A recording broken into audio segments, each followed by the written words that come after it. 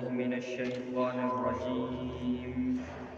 بسم الله الرحمن الرحيم. والذين يؤمنون بما أنزل إليك وما أنزل من قبلك وبالآخرة هم يوقنون. صدق الله العظيم. الله جل شانه د متقیانو پرهیزګارانو خلقو صفات هغه بیانوي. مخکې درې صفات د هغوی ذکر شو چې ایمان بالغیب بروي او د مونځ پابندي به کوي او چې څه ورته الله تعالی ورکړي دي، کو قابلیت دی، کو صلاحیت دی، کو مال او دولت دی، نو د هغې نه دوی خرچ کوي. کو مال ورته الله تعالی ورکړي دي نو زکات او صدقات یې ادا کوي، او که دغه شانتې صلاحیت ورته الله تعالی ورکړی دی هغه د الله تعالی دپاره خرچ کوي. او دغه رنګې طاقت ورته الله تعالی ورکړی نو چا سره امداد کوي، فنډ چا سره اوچت کوي، مدد کوي د خلکو. بهرحال څه چې الله ورکړي دي الله تعالی وایي چې موږ څه ورکړي دي نو متقیان یې زموږ دپاره خرچ کوي. نو بهرحال والذین یؤمنون دلته نور صفات د مؤمنانو بیانوي، د متقیانو چې دا متقیان هغه کسان دي یؤمنون بما انزل الیک چې دوی ایمان راوړي، دوی یقین کوي، دوی مني بما هغه څه انزل الیک چې نازل کړی شوي دي ستا طرف ته ای پیغمبر علیه الصلاة والسلام. چې کومه وحی ستا طرف ته الله تعالی ای پیغمبر علیه السلام را لېږلې ده، را نازله کړې ده، نو په هغې باندې هغوی ایمان راوړي. وما انزل من قبلک او چې کوم ستا نه وړاندې را نازل شوي دي، کوم څه چې ستا نه وړاندې را نازل شوي دي، یعنی تورات او زبور انجیل. تورات په موسی علیه السلام باندې او انجیل په عیسی علیه السلام باندې، زبور په داود علیه السلام باندې دا نازل شوي. صحیفې را نازلې شوي دي په پیغمبر ابراهیم علیه السلام نورو پیغمبرانو باندې. نو چې کوم ستا نه وړاندې را نازل شوي په هغې باندې مؤمنان متقیان څه لري؟ ایمان لري. وبالآخرة هم یوقنون او په آخرت باندې دوی یقین لري. په آخرت باندې دا مؤمنان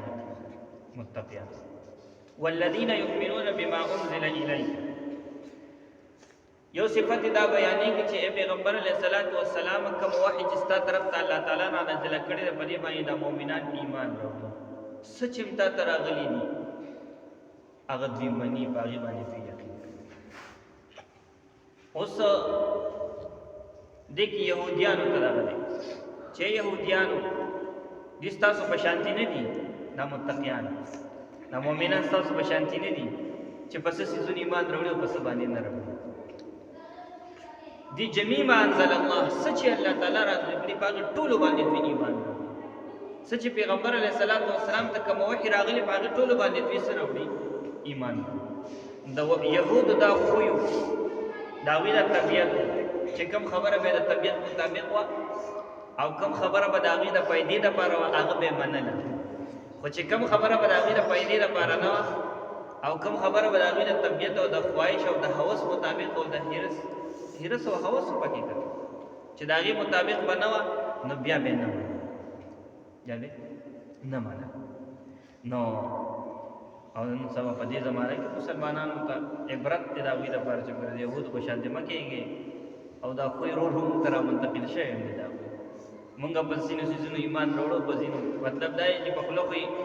وایو چې منو یې او یا بس خاموش پاتې شو چې بس زه خو بیا صرف نه عمل نه کوم. اصل خو بیا عمل دی که نه، یقین به پرې لرې او منې بیا عمل به پرې کې. نو ځینې خبرې مونږ منو، ځینې نه. لکه د قرآن نه چې کوم دی نو ځینې خلک د ځان دپاره آیتونه اوچت کړي د خپلې فایدې دپاره، او چې کوم آیت د طبیعت او د دغه خلاف وي بیا پرې ځان خاموش کړي. ځینې ډلې داسې دي او دغه رنګې ځینې کپنې داسې دي لکه ټوټ پیس کپنې شوه یا نور چې کوم دي داسې کپنیانې وغیرې خپل نمایش کوي، خپل ځان شهرت کوي نو بس ځان دپاره ته یو څو دغه اوچت کي او د خپل نمایش دپاره هغه څه کي استعمال کي د دین خبره چې کوم دی د دین خبرې پکې وکړي او دا داسې او داسې خپله کمپني مشهوره او بل طرف ته چې دا کم نور آیاتونه چې ته پې عمل نه کړې د هغې به څه کېږي دلته خو یې دا راوچت کړه دا خو ته چې کوم دی ډېر نیک سړی د دین دپاره یې دا استعمال کړه خپله کمپني دې څه کړله د خپل کمپنۍ دپاره دې چې کوم دی نو قرآن خادم وګرځو د هغې نه دې آیتونه راوچت کړه او هغه دې پې مشهوره کړه خپله ډلې دپاره یې چې کوم دی قرآن څه وګرځو خادم وګرځو او د قرآن نه دې خدمت واغستو او د هغې دپاره د قرآن څه استعمال کړو آیتونه دې ترې واغستل اگر چې نور مقصدونه یې دي او دا دې دغه مقصد څه کړو هغه راوچت یا ډېر داسې څیزونه دي چې زمونږ فایده یې پکې او دغه رنګې زمونږ طبیعت مطابق نه خو مونږ منو هغه راوچت کړو په هغې باندې بیا عمل وکړو خو چې کوم زمونږ د طبیعت خلاف راځي د هوس او د حرص چې کوم دی خلاف راځي زمونږ د طبیعت مطابق نه راځي نو بیا هغه باندې ځان چې کوم دی خاموش بیا هغې باندې ځان څه خاموش عمل خو پې د سره نه عمل پې بیا د سره نه لکه جرګې شولې جرګې چې په کوم انداز سره کېږي روانې روغې د کورنۍ د عدالتونو فیصلې شولې دا د قرآن مطابق کېږي څه قرآن حدیث مطابق کېږي نه نه هغې که ډېر رشوتونه او ډېرې پیسې اخیستلې کېږي دا خو موږ ته پته نشته نو دغه څیزونه شو او دغه رنګې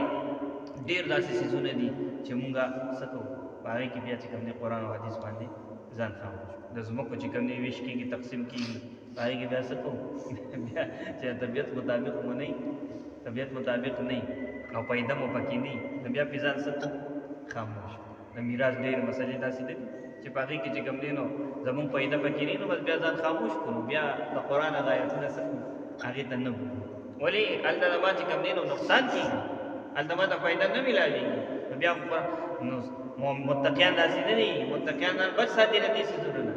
هغوی چې کوم دي څه به پیغمبر علیه السلام الله تعالی کوم وحي رانازله کړي په هغې ټولو باندې چې کوم دي یقین ساتي په هغه ټولو باندې هغه ټول مني هغه ټولو باندې څه لري ایمان لري وما انزل من قبلک او کوم چې ستا نه روان دی پیغمبر علیه السلام نازل شي په هغې باندې دا متقیان مؤمنان څه لري ایمان روان دي پیغمبران تیر شوي او چې کوم پیغمبر دې نه چې کوم دی د ختم نبوت مسله هغه څه کېږي هغه روزي چې ګوره د پیغمبر علیه السلام نه پس بل پیغمبر راتلو والا نشته ځکه کو بالفرض بل پیغمبر راتلو والا کو بل پیغمبر راتلو والا نو بیا به من قبلک او من بعدک هم راغلی چې ستا نه وروسته کوم کتاب راځي او ستا نه وروسته کوم پیغمبر راځي په هغې باندې به هم دوی څه لري ایمان لري داسې خو نه دی راغلی ځکه چې موسی علیه السلام باندې تورات را نازلېدو نو په هغې کې دا خبر راغلی و چې ګوره یو پیغمبر به راځي هغوی به خپلو امتیانو ته وایي چې په سلونو کاله پس به یو پیغمبر راځي د هغه به دا د علامات دي د هغه به دا نښې هغه ته به الله تعالی کتاب ورکوي تاسو به څه راوړئ ایمان ورکړئ عیسی علیه السلام خپلو امتیانو ته وایي چې ګوره 12 کاله پس په سلونو کاله پس به یو پیغمبر راځي او هغه به دا د نښې دا د علامات پئ هغه ته به الله تعالی کتاب ورکوي خو ستاسو چې کوم دی په خپله زمانه کې هغه وموندو نو تاسو پې څه راوړئ ایمان راوړئ او پیغمبرانو نه عهد الله تعالی اخیستی و چې تاسو هم ایمان راوړئ وإذا أخذ الله ميثاق النبيين لما آتيتكم من كتاب وحكمة ثم جاءكم رسول غټ آیات ته بدلې کې چې کوم دی نو پیغمبرانو الله تعالی عهد اخیستی پیغمبرانو نو دی تعلیم دی امتیانو ته چې ګورئ تاسو هم څه کوئ خو هغه راغی نو پیغمبر علیه السلام باندې به څه راوړئ ایمان به تاسو راوړئ اوس بل پیغمبر راتلو نو پیغمبر علیه السلام به داسې وایي که نه په زمانه پس بل پیغمبر راځي بل پیغمبر به راځي او هغه باندې به تاسو داسې چرت هم پیغمبر علیه السلام نه دي وایي داسې چرت هم پیغمبر علیه السلام کو راتلو نو بیا به پیغمبر علیه السلام خامخا داسې داسې به دا خبره به یې نه پټوله خود بل پیغمبر راتلو والا نشته نو پیغمبر علیه السلام داسې چرت هم نه دی ویلي زمانه پس به بل پیغمبر راځي هغه وایي انا خاتم النبیین لا نبی بعدي زه آخري پیغمبر یم او زمان وروسته بل پیغمبر سره کېږي نه به راځي دا زموږ عقیده ده دا زموږ څه ده عقیده ده او دا د دې نه چې کوم دی خصوصا څه کېږي هغه روزي چې د پیغمبر علیه السلام نه پس به بل پیغمبر هغه نه راځي ځکه دلته چې کوم دی د خبره نشته دی مخکې پیغمبران تسلسل سره دا خبره داسې را روانه وه چې هغوی به وي چې اخري پیغمبر به راځي نو که بل اخري پیغمبر خو پیغمبر علیه السلام به بیا ویلی وي او داسې څه خبره نه ده شوې او پیغمبر صاحب الټه داسې ویلي زما نه پس به بل پیغمبر نه راځي زه آخري پیغمبر یم زما نه پس به د پیغمبرانو چې کوم دی نو هغه سلسله په ما باندې څه شوې ده ختمه شوې ده وبالآخرة هم یوقنون او په آخرت باندې دا متقیان څه لري یقین په آخرت باندې یقین نو قادیانان چې کوم دي قادیانان غلام محمد قادیانی چې کوم پیغمبر هغوی مني نو هغه پیغمبر نه خو دوی خو پیغمبر مني نه قادیانان نو دوی د دې آیات کې چې کوم دی نو وبالنبوة الآخرة وبالنبوة آخرت او په آخري نبوت باندې چې کوم دی دوی یقین لري نو دی ولا ځان چې کوم دی یو خبر راځي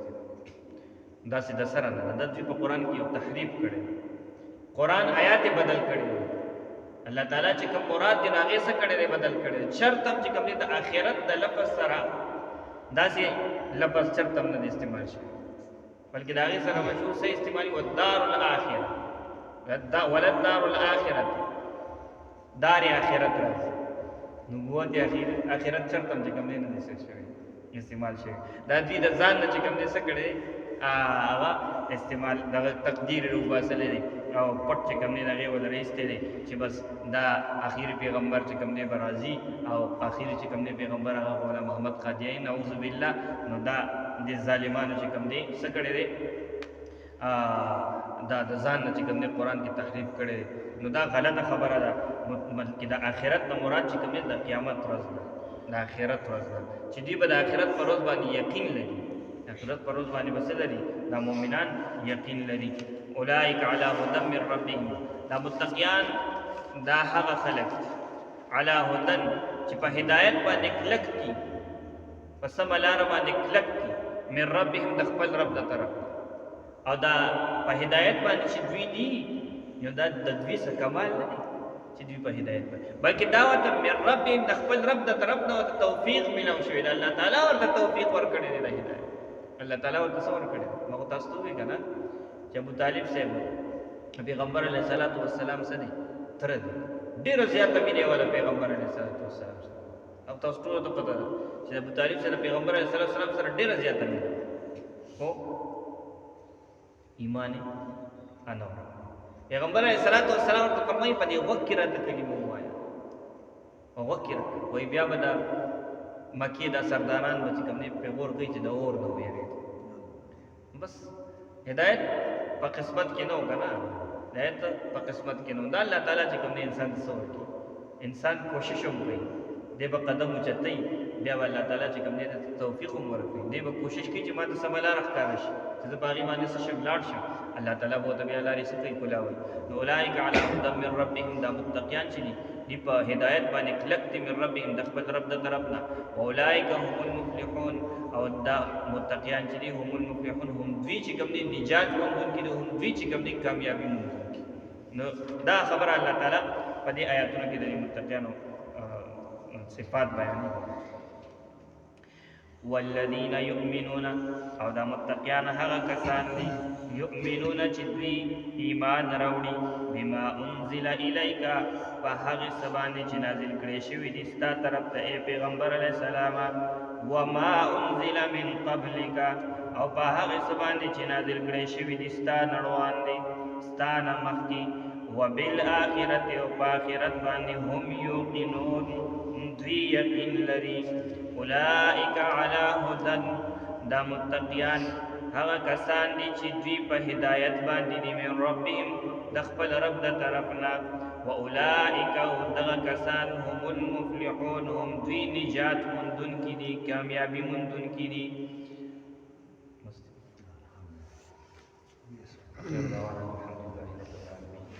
ربنا تقبل منا إنك أنت السميع العليم برحمتك يا أرحم الراحمين